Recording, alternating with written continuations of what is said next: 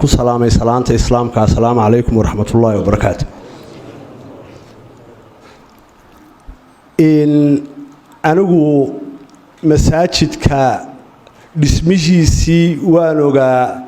bilowgiisii laakiin kamaan qayb qaadan goor dhaweytana waxa la sheegay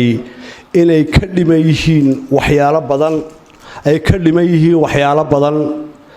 sidaa daraaddeed waxyaabihii uu inanku inoo sheegay ka dhinnaa masaajidka horta anigu $1,000 ayaan iminka ku baaqay inaan bixiyo intaa marka laga gudbo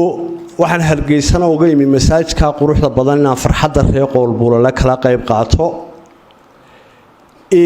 waxa kaloon halkan u yimi reer qoolbuulale ballanqaad aad u fara badan ayaa loo sameeyey oo uu ka mid yahay station placeka oo uu ka mid yahay riiga oo uu ka mid yahay dayactirka dhakhtarka xanaanada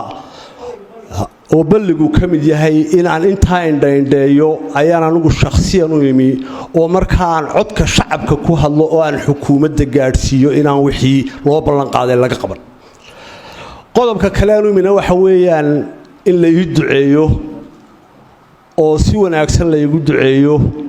waayo meesha ay mudanta reer cabdi ku badan tahay ducadooda waa la aqbalaa inay ducaysaan assalaamu calaykum waraxmatullaahi wabarakaatu